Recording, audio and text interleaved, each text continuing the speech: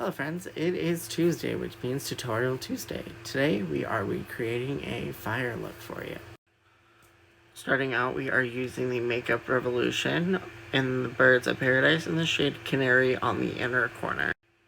Using the same palette in the color Toucan Play, just focusing on the center portion. Taking Sokoto by Juvia's Place on the outer portion. Going in with Kenya by Juvia's Place, just on your outer corner. Cutting the crease with the P. Louise, as always. Blend that harsh line created by your cut crease. Taking Yuli by Juvia's Place all over that cleanly cut lid. Create a wing. Taking these 3 neon pigments that I got off Amazon and really just going over that wing to make sure it's very pigmented.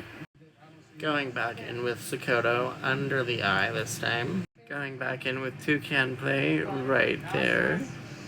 Finishing with Canary under the eye. Curl your lashes. Mascara of your choosing. Taking the Fenty Beauty Killawatt highlighter in the shade Metal Moon right on your inner corner. Just like that, you have a fiery cut crease with a neon liner. Hope you guys like it.